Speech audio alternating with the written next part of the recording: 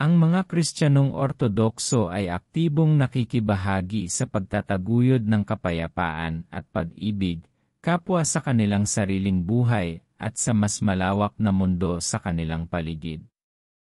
Ang paghahangad na ito ng kapayapaan ay hindi isang pasibong ideal lamang, kundi isang masiglang proseso na pinapagana ng kanilang panloob na espiritual na buhay at ng kanilang panlabas na pakikilahok sa lipunan.